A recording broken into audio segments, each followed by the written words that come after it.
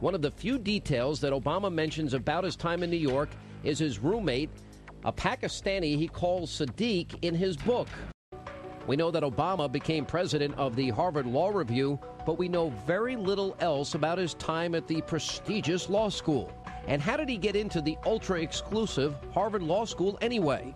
Percy Sutton, who's a former borough president of Manhattan and a former lawyer for Malcolm X, may have inadvertently given us the answer.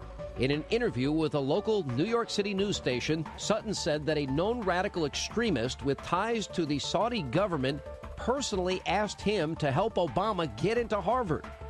I was introduced to him by a friend who's raising money for him. The friend's name is Dr. Khalid Al-Mansour.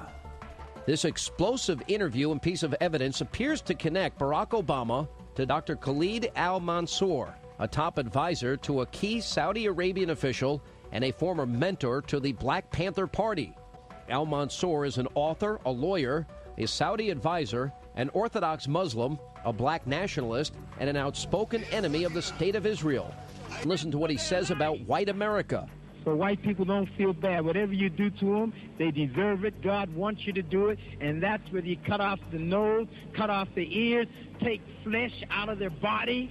Don't worry, God wants you to do that. That sounds like some of Obama's other friends. Oh, I am so glad that I got a God who knows what it is to be a poor black man in a country and a culture that is controlled by and run by rich white people.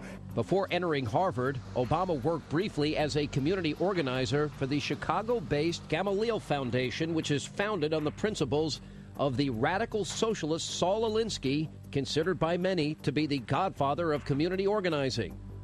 Tell us about, for example, the relationship as it relates to the belief system of Saul Alinsky. Saul Alinsky is a very central figure in Barack Obama's life precisely because of his time as a community organizer in Chicago. If you read Alinsky's Rules for Radicals and Reveille for Radicals, what you find is a philosophy that's very calculating. How can I manipulate people into following a certain course of action that I want them to take? Obama's reluctance to talk about, quote, the college years adds to the growing suspicions of many that the Illinois senator has a background in radicalism that he'd rather not talk about.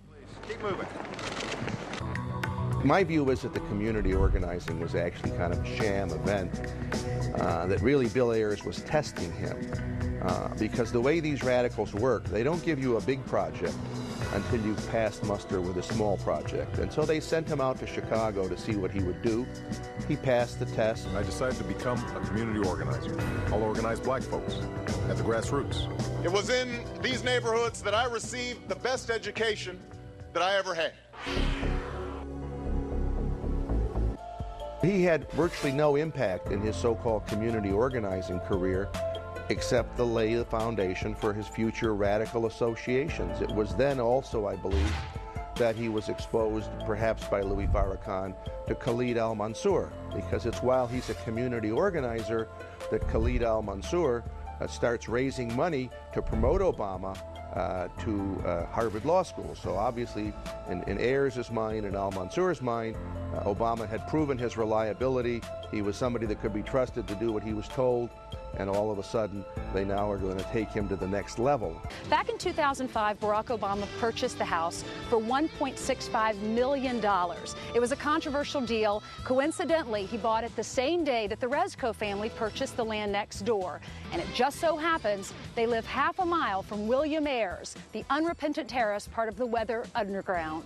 And just down the street from those homes is the house of Louis Farrakhan, the leader of the Nation of Islam. There have been numerous reports linking Senator Barack Obama with Farrakhan and the people of his church. Bill Ayers has been to Venezuela and admires Hugo Chavez, the Venezuelan dictator. Chavez, in turn, learned from Fidel Castro in the Cuban Revolution. In the 1970s, a notorious organization called the Weather Underground was one of America's most radical groups of terrorists. Led by William Ayers, the Weather Underground was a violent anti-American group that was formed on the campus of the University of Michigan during the midst of the anti-war and civil rights movements. In 1970, they issued a declaration of a state of war against the United States government. Members adopted different identities and plotted acts of terror that included the bombing of the U.S. Capitol, the Pentagon, New York City Police Headquarters, military recruitment centers, and several other government buildings. While on the run, William Ayers married fellow Weatherman terrorist Bernardine Dorn. In 1981, the two finally turned themselves in and were tried but not convicted because of prosecutorial misconduct. After the trial, Ayers and his wife tried to integrate back into society, and he went back to school, began teaching, and was also, quote, a community leader. It was his position as a, quote, community leader that would lead Ayers and Barack Obama to cross paths. It was in 1995 that Ayers and his wife hosted a political coming-out party at their Chicago home for a young Barack Obama. Besides the coming-out party in 1995, Senator Barack Obama also served as a director for the nonprofit Woods Fund of Chicago from 1999 to 2002, alongside his friend William Ayers.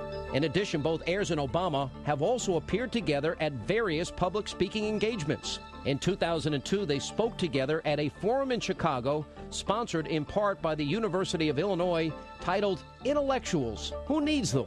Obama and Ayers were on a panel of just 6 people. It would seem that they are a little bit more than just, quote, friendly. But Obama continues to hedge and weave over this relationship. In April, during a primary debate, George Stephanopoulos asked Senator Obama about these ties. Can you explain that relationship for the voters and explain to Democrats why it won't be a problem? George, but this is an example of what I'm talking about. This is a guy who lives in my neighborhood, who's a professor of English in Chicago, who I know and who I have not received some official endorsement from. He's not somebody who I exchange ideas from on a regular basis. And the notion that somehow, as a consequence of me knowing somebody who engaged in detestable acts 40 years ago when I was 8 years old, somehow reflects on me and my values doesn't make much sense, George. Of all days, September 11, 2001, the very day the United States was attacked by Muslim extremists, Ayers told the New York Times, quote, "I don't regret setting bombs. I feel we didn't do enough," unquote. When asked if he would do it all over again, he said, quote, "I don't want to discount the possibility." You began working for the FBI. You even moved into the home of the Weather Underground, right? And that included Bill Ayers. You live with him. He told me that in a revolution, innocent people have to die. Barack Obama first met Wright in the late 1980s when he was a community organizer in Chicago. While sitting in the pews for over 2 decades, Barack Obama was heavily influenced by the radical pastor. His second book, The Audacity of Hope, was even inspired by one of Wright's teachings. His admiration was so deep that Obama quoted one of Wright's sermons in his first book. Where white folks' greed runs a world in need, apartheid in one hemisphere, apathy in another hemisphere. Reverend Wright preaches an Afrocentric theology, a belief system based on the writings of James Cone. He wrote of, quote, a theology whose sole purpose is to apply the freeing power of the gospel to black people under white oppression, unquote. Cone also claims that, quote, white racism is a disease. No excuse can be made for it. We blacks can only oppose it with every ounce of humanity. Liberation theology is a Christian school of thought that began in the 1960s in Latin America. It sees Jesus not just as a redeemer, but as a liberator of the oppressed. It's often cited as being a form of, quote, Christian socialism, since it mixes politics and religion. Our congregation stood in solidarity with the peasants in El Salvador and Nicaragua, while our government, through Ali North and the Iran-Contra scandal, was supporting the Contras. Jose Diaz-Balart was stationed in El Salvador and Nicaragua. I saw the churches in Nicaragua that he spoke of, and the churches were churches that talked about the need for violent revolution. Jesus Christ on the altar was not Jesus Christ. He was a Sandinista soldier. This is who Reverend Wright was supporting. Hannity and Combs was the first to expose Reverend Wright and his controversial teachings. The media began to catch up and the tapes emerged. God bless America? No, no, no. Not God bless America. God damn America. As imperfect as he may be, he has been like family to me. One of my members just might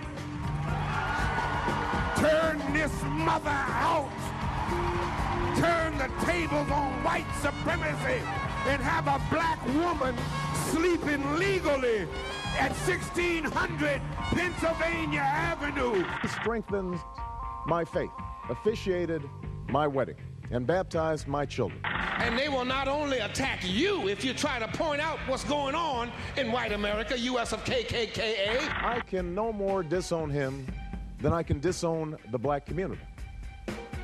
I can no more disown him than I can disown my white grandmother. But Senator Obama's half-hearted attempt to ease the minds and hearts of Americans would not work.